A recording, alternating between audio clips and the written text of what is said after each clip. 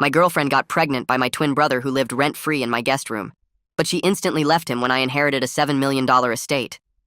My girlfriend Becca sat me down last Tuesday with tears in her eyes. I need to tell you something. I'm pregnant. For a second, I was happy. We'd been together 3 years. Then she said the rest. It's not yours. It's Jason's. Jason. My twin brother. The one who lived in my guest room rent-free for 6 months. The one whose debts I'd paid off twice. That Jason. I stood up to leave. She grabbed my arm. Wait, please. Let me explain. It just happened. We didn't mean for it. When? When did it just happen? Remember when you went to Denver for that conference in September? You were gone 5 days. 5 days. That's all it took for you to sleep with my brother? It wasn't like that. We were both lonely. He was going through a hard time. He's always going through a hard time. That's his permanent state. October, Jason called me. Becca told you. I'm sorry, man. It just happened. Stop saying it just happened. You made choices. Multiple choices. For 5 days. Actually, it wasn't just those 5 days. What? We've been seeing each other since August. 2 months. They'd been together 2 months while I was paying for dates with Becca, paying Jason's car insurance, letting him eat my food. November, I moved out of the apartment I shared with Becca. She kept it. Jason moved in the next day. They didn't even wait a week. Our mom called me. This is tearing the family apart. You need to forgive them. The baby deserves a family. The baby has a family. Just not one that includes me. Don't be selfish. Think about Jason. He's finally happy. He's happy because he stole my girlfriend. Love can't be stolen. People fall out of love. They fell into bed while I was gone. Same thing. December, my grandmother called. Her 85th birthday was coming up. She wanted the whole family there, including Jason and Becca. They're having my great-grandchild. I need everyone to get along. I'll come. But I'm not speaking to them. Fair enough. Just be civil. The party was at my parents' house. 50 relatives. Jason and Becca arrived late, holding hands, her stomach starting to show. Everyone congratulated them. Such wonderful news. A baby. How exciting. When's the wedding? We're not sure yet, Jason said. Soon, though. Before the baby comes. My grandmother pulled me aside. I need to update my will. Come to the lawyer with me Monday. Just you. Don't tell anyone. Monday, we sat in the lawyer's office. My grandmother had more money than anyone knew. Investments my grandfather made decades ago. Properties all over the state. $7 million total. I'm leaving it all to you. What about Jason? What about your other grandchildren? Jason made his choice.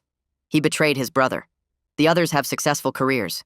You're the only one who stayed loyal, who helped everyone, who never took advantage. The lawyer drew up the papers. She signed them. Told me to keep quiet until she passed. January, Jason lost his job. Called me for help. I need a loan. Just until I get back on my feet. Becca's pregnant. We need money. Ask Mom. She's tapped out from helping me before. You know that. Not my problem. Come on. For the baby. Your nephew. The baby you made while sleeping with my girlfriend? That one? February, Becca called. Jason's useless. He won't get a job. Says he's too stressed about the baby. Can you help us? You wanted him. You got him. But you were with me for 3 years. Doesn't that mean anything? It meant something until you slept with my brother. March, my grandmother's birthday. She announced she was going into hospice. Cancer. 3 months left at most. The family was devastated.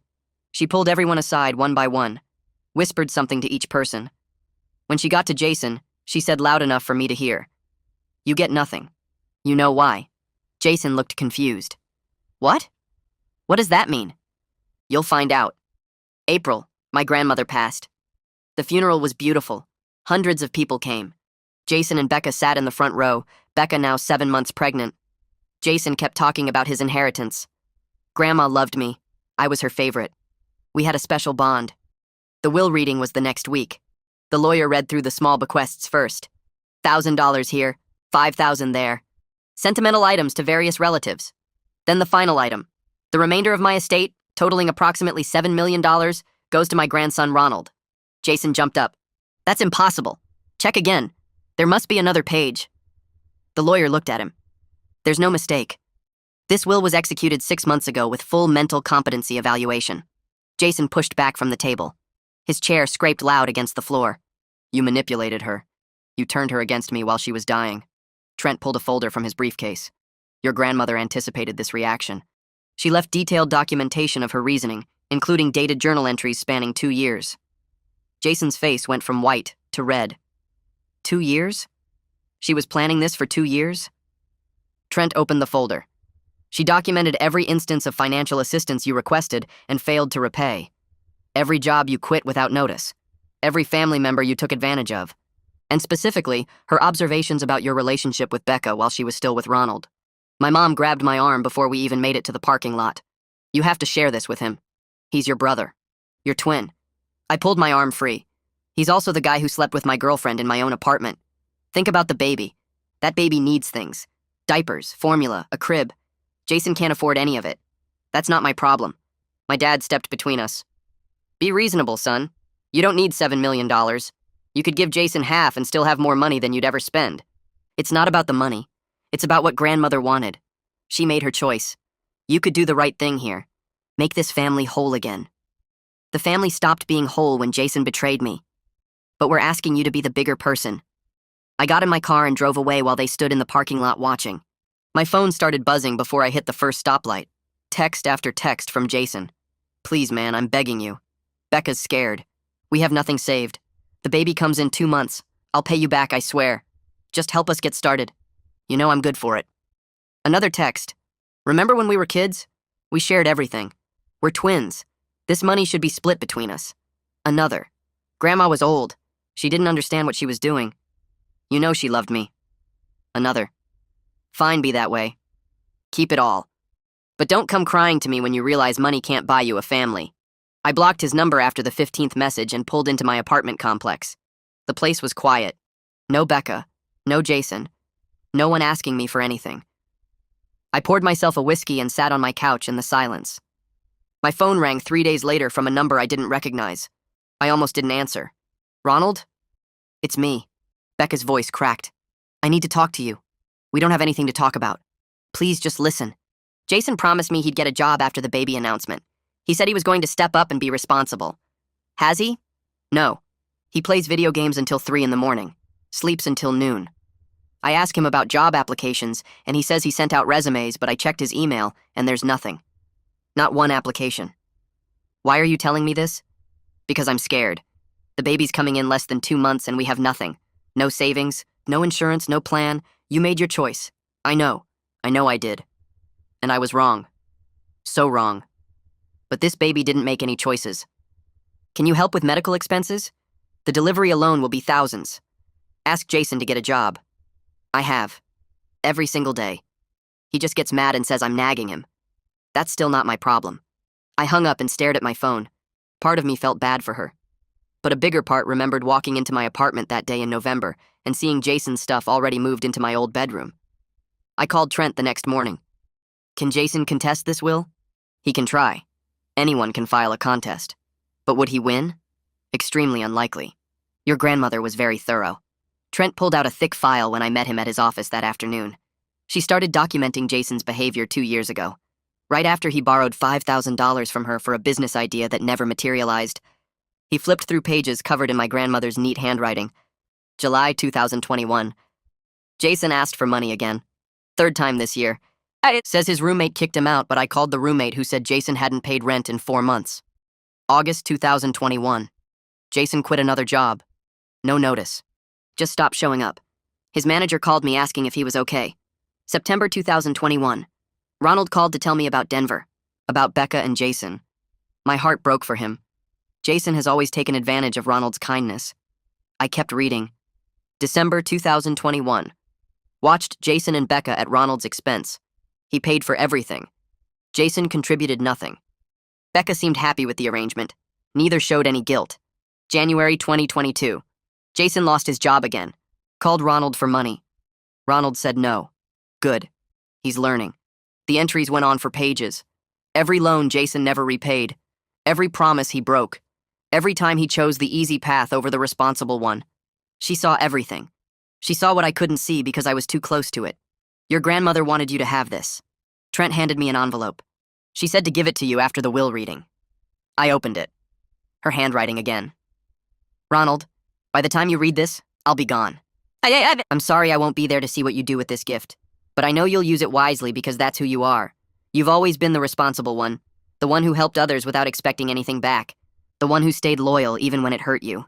Jason made his choices. He chose to betray you with Becca. He chose to take advantage of your kindness for years. He chose to live without responsibility or consequences. I will not reward those choices with my money. This inheritance is not just money. It's validation that you were right to feel hurt, right to set boundaries, right to expect better from the people who claim to love you. Don't let anyone guilt you into sharing this. Not your parents, not Jason, not even Becca and that baby. You owe them nothing. Live your life. Be happy. Make me proud. I folded the letter and put it back in the envelope. My eyes were wet, but I wasn't crying. I was relieved. Someone finally saw the truth. 2 weeks later, my mom showed up at my apartment with Jason. I opened the door, and there they both stood. Mom had that look on her face, the one that said she'd rehearsed this whole thing. Jason has something to say to you. Jason cleared his throat. His eyes didn't quite meet mine. I'm sorry. For everything. For Becca. For taking advantage of you. For not being a better brother. I've been doing a lot of thinking and I realize I messed up. Bad. I just want a chance to make things right. Mom watched me with hopeful eyes. See? He's sorry. He's really changed this time. You need to leave. Both of you. Ronald, please. Just hear him out. You showed up at my apartment unannounced. You brought him here to ambush me with an apology you obviously coached him through. That's not respecting my boundaries. That's stomping all over them. But family is supposed to forgive. Family is supposed to not sleep with each other's girlfriends. I closed the door while they were still standing there. Heard Mom's voice through the wood saying we'd try again later. I locked the deadbolt. I found a coffee shop downtown that became my regular spot. Quiet corner table. Good Wi-Fi. Place where nobody knew me or my family drama. That's where I met Valentina. She worked at the investment firm handling my inheritance. We'd had 2 meetings about portfolio diversification and long-term planning. Professional stuff. Then one afternoon she walked into my coffee shop. Recognized me immediately. Asked if she could join me since every other table was taken. We talked for an hour. Not about money. About everything else. Her family. My situation. How messed up families could be. She came from a big Italian family. 8 siblings. Drama everywhere. But she said what my family did wasn't normal family drama. It was abuse disguised as loyalty. That word hit me hard. Abuse. I'd never thought of it that way. But she was right. The guilt trips. The manipulation. The constant pressure to fix Jason's problems while he faced 0 consequences. That wasn't love. That was using me. We started meeting for coffee regularly. Once a week became twice a week became almost daily. She understood complicated family dynamics, but she also had boundaries I'd never learned to set. When her brother asked for money, she said no without guilt. When her mom pushed her to forgive a sister who'd wronged her, she stood firm. Watching her do that made me realize how twisted my normal had become. A month after we started hanging out, I asked her to dinner. Actual dinner, not coffee. She said yes. We went to this Italian place her family loved. The food was amazing. The conversation was better. She asked about my grandmother. I told her everything. The will, the inheritance, how grandmother had seen through Jason when everyone else made excuses for him. Valentina reached across the table and squeezed my hand. Your grandmother gave you permission to stop being everyone's ATM. That's a gift worth more than $7 million. 2 weeks later, Jason called from a number I didn't recognize. I almost didn't answer. Wish I hadn't. He was yelling before I even said hello. I'm contesting the will. My lawyer says I have a case. Grandma was old. You manipulated her. I hung up. He called back. I blocked the number. Then my dad called. We need to talk about Jason's decision. He's serious about this. It's going to tear the family apart. The family was torn apart when Jason slept with my girlfriend. Not when grandmother left me her money. But if you just settled with him, gave him half, we could avoid all this ugliness. I'm not giving him anything. He made his choices. She made hers. Dad's voice got that disappointed tone. You're being selfish. Jason has a baby coming. He needs help. He needed help not sleeping with my girlfriend.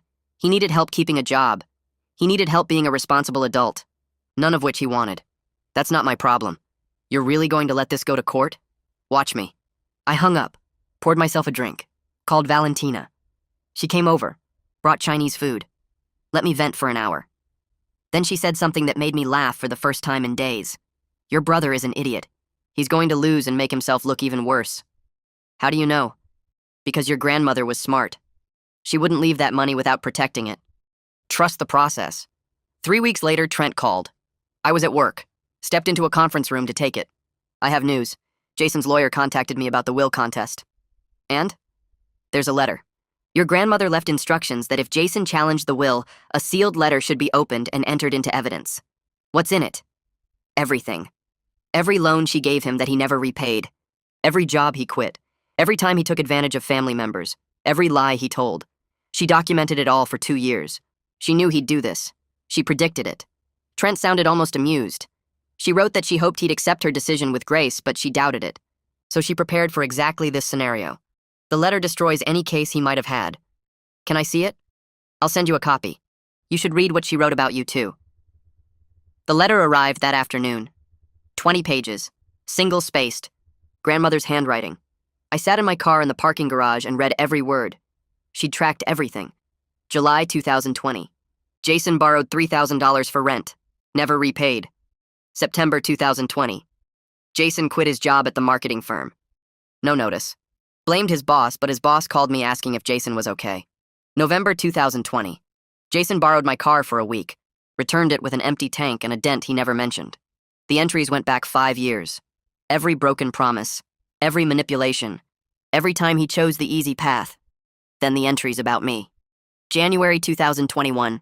Ronald helped Jason move into his apartment. Took 2 days off work. Paid for the moving truck. Jason never thanked him. March 2021. Ronald paid off Jason's credit card debt. $8,000. Jason promised to pay him back. Never did. May 2021. Ronald let Jason stay in his guest room rent-free. Jason ate his food. Used his internet. Contributed nothing. The final entry was from December. 1 month before she died. Ronald is the only one who never asked me for anything. Who visited because he wanted to see me. Not because he needed money or favors. Who stayed loyal to family even when family betrayed him. He deserves this inheritance. Jason deserves nothing. I sat there crying in my car. Not sad crying, relief crying. Someone had seen it. Someone had documented it. Someone had validated that I wasn't crazy for being hurt. Mom called me at midnight. I was already asleep. Her voice was frantic. Jason and Becca had a huge fight. She left, took her stuff and went to her sister's place. She's 8 months pregnant. Where else was she supposed to go? What happened? Jason hasn't been looking for work. Becca found out he's been lying about interviews. He plays video games until 3 in the morning. Sleeps all day. Won't help with anything. She's scared about having the baby with him. Mom's voice cracked. She told me things. About Jason. Things I didn't want to hear. But I need you to know. What things? He hasn't applied to a single job in 3 months. He lies about going to interviews. He told Becca he went to one last week, but she called the company. They'd never heard of him. He's smoking pot in our house. Your father found his stash. He screams at Becca when she asks him to help. Calls her names. She's terrified. There was a long pause. You were right. About everything. About Jason. About him taking advantage. About him never changing. I didn't want to see it, but watching him with Becca, watching him fail at being a father before the baby's even here. I can't ignore it anymore. I didn't say anything. What could I say? Your grandmother saw it too. That's why she left him nothing. I called her senile. I called her cruel. But she was right. I'm sorry. For pushing you to help him. For making excuses. For not believing you. It's late, Mom. I know.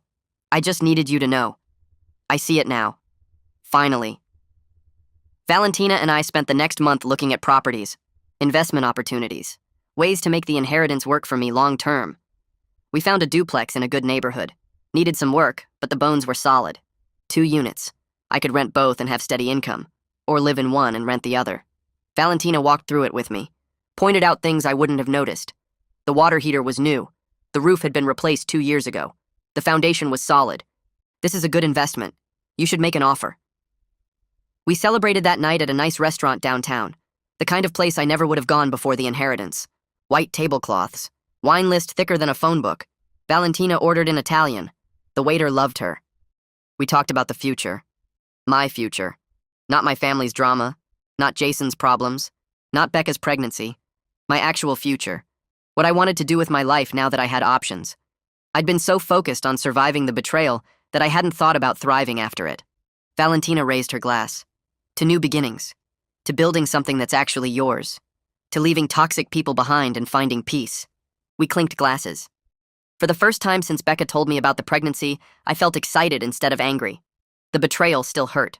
Probably always would, but it didn't define me anymore. Jason's lawyer dropped the case 6 weeks after filing it. Trent sent me a formal letter confirming the will was settled. Cannot be challenged again. All legal avenues exhausted. The inheritance was mine free and clear.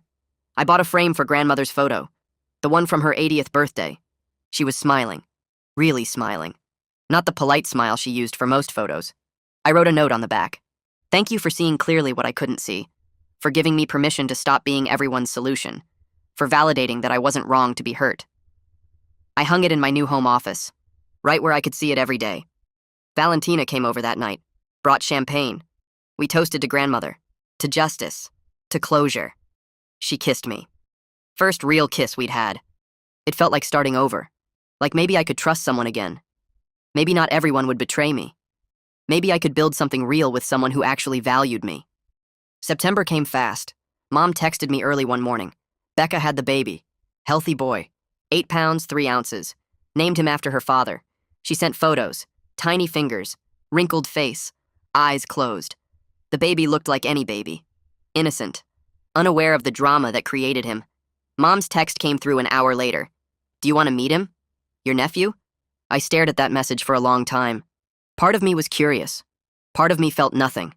The baby was innocent. Wasn't his fault how he came into this world. But I didn't owe him a relationship just because we shared DNA. I typed my response carefully. I'm not ready. Maybe I never will be. And that's okay.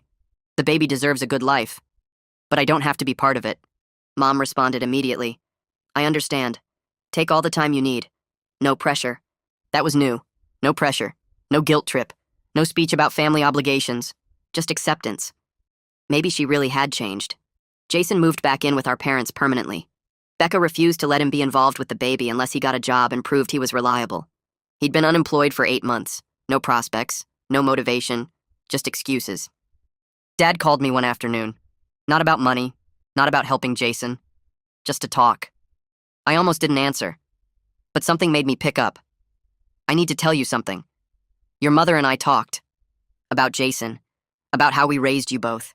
We enabled him. His whole life. Every time he failed, we caught him. Every time he made bad choices, we fixed it. We never made him face consequences. And we expected you to do the same. That wasn't fair. Dad's voice was thick. You were right to cut him off. Right to set boundaries. Right to walk away. We created this situation by never letting him fail. By always bailing him out. I'm sorry. For pressuring you. For making you feel guilty. For not seeing what your grandmother saw. It took me a long time to figure this out. Too long. I appreciated the apology. Didn't fix everything. Didn't erase years of being the responsible twin while Jason got away with everything. But it was honest. That mattered. My boss called me into her office on a Friday afternoon. I thought I was in trouble. Instead, she offered me a promotion. Senior analyst. Significant raise. More responsibility, but also more freedom. I'd been doing good work. Exceeding expectations. They wanted to reward that. I accepted on the spot. Went home and told Valentina. She screamed. Literally screamed with excitement. Grabbed my face and kissed me. This is amazing. You deserve this. We're celebrating. She planned a whole vacation. Week in Colorado, mountains, hiking, getting away from everything. We left 2 weeks later. The drive up was beautiful. Trees changing colors, air getting crisp. We stayed in a cabin with a view of the peaks. No cell service, no family drama, no texts about Jason, no calls about the baby. Just us. Just peace. I hadn't realized how heavy everything had been until I put it down for a week. Being away from my family felt like breathing fresh air for the first time.